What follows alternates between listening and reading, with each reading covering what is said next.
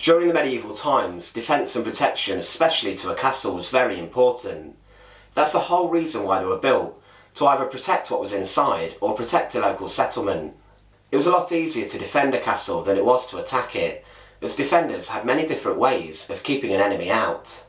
Castles needed diverse and different elements of protection. Inside of a castle's gatehouse, which was the most vulnerable part, there were sometimes holes in the walls, and these are known as murder holes. Murder holes were an inventive and ingenious way of defending a castle. They were very cheap, but they were absolutely terrifying, and they certainly live up to their name. Welcome to Learn With Me, and as always, to support this brand new channel, please make sure to subscribe by clicking the button below. Join us today as we look at murder holes and how to defend a castle successfully. In England we're really lucky because we have loads of medieval castles all over the place. Some are ruined, and today some people still actually live in castles.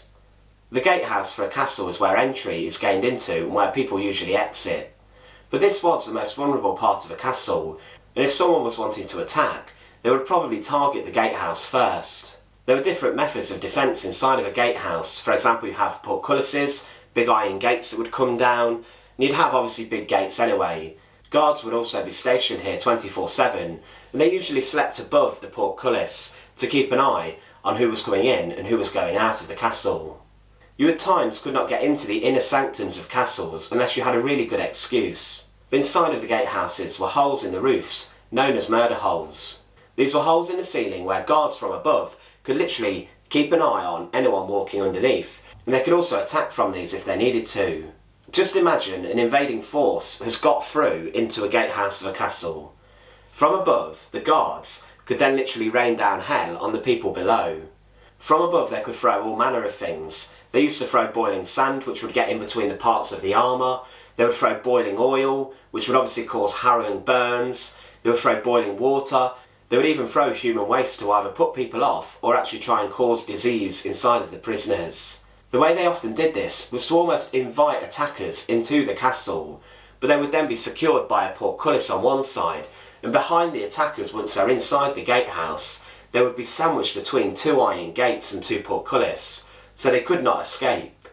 Once they were in here, they were in effect in a killing zone, where guards from the sides or on top could use the murder holes for their advantage. So from above they could also fire arrows, but there were some murder holes built into the side of walls as well, which would mean guards could pierce the attackers with their swords as well. One of the most beautiful castles in Wales has a great example of murder holes. It's called Carnarvon, and it's where today the Prince of Wales ceremony actually takes place, where the investiture occurs.